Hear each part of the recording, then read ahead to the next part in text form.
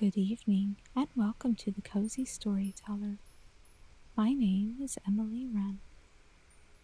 Tonight's story is entitled The Family Tree and is written by me, Emily Wren.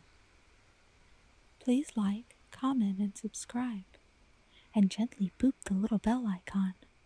That way, you'll get a notification every time I upload a new story. This helps grow the channel so that I can write and read new stories to help you fall asleep or just relax. So turn off the light and snuggle down deep in your blankets with your favorite plush animal and enjoy the story.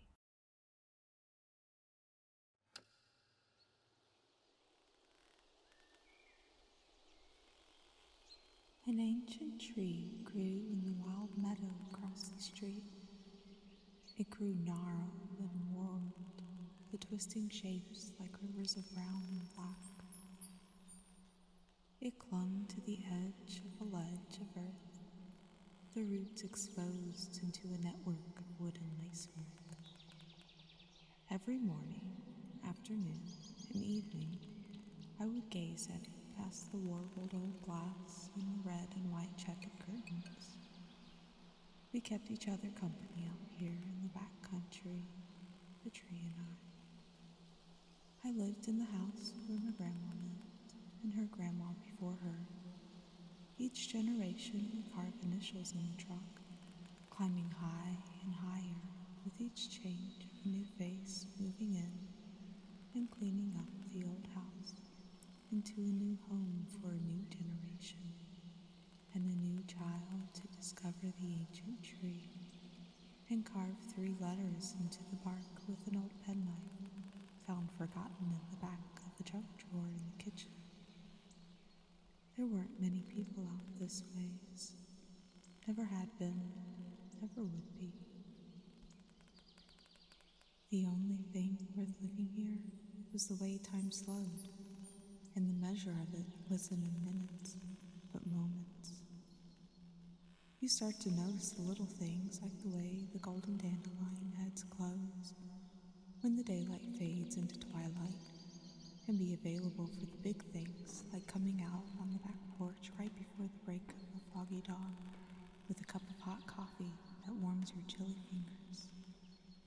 And there she is, a young doe standing in the middle of your patch of gourds over a kicked-in pumpkin with a smudge of orange still on her muzzle as she stares straight through you with those big brown eyes rimmed in delicate black lashes. Or the time when you wake up terrified in the middle of one of the first nights of the first week there alone, to a ruckus on the porch where you had forgotten to close up the trash can right. And you flick on the back light to find 5 masked faces staring back at you before they scatter in a flash of striped tails. The next night, you're prepared with some cheap bologna you got at the corner store, and before long, the raccoons begin to trust you enough to take the food right from your hands. Or when you find the baby swamp rabbit all huddled up in one of your old boots, or the sleepy screech owl blinking down at you from his hideaway in the rafters of your front porch, or the tiny kitten all alone meowing out for another warm body in the world, a kitten so small she fits in the palm of your hand, and you wag her around in the pocket of your cardigan so you can feed her every 2 hours with goat's milk fresh from a nanny goat from your small herd. And somehow the kitten's grown so big she warms your whole lap on those late nights, reading the length and breadth of all the books in the house.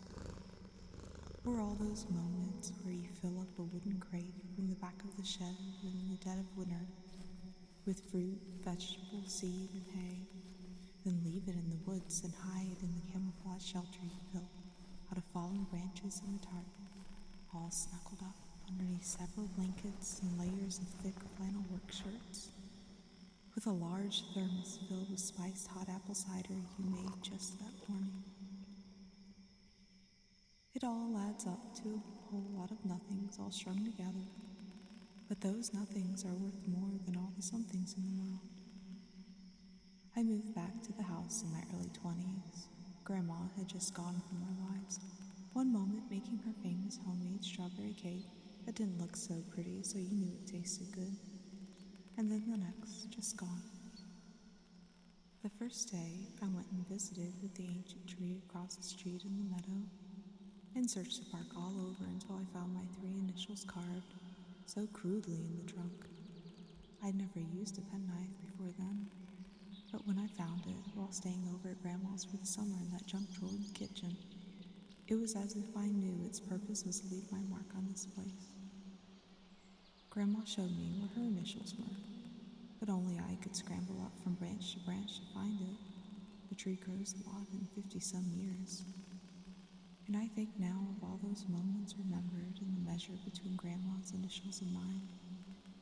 And I wonder how they must all fit in that space of new growth, for 50-some years between seemed so small to contain what had been so much. My mother never carved her initials in the tree, nor any of her brothers. Only Grandma and me. We staked out our claim with that penknife, just as her grandmother did before her. Somehow the tree just knows, and somehow you know in a language spoken only between tree and child.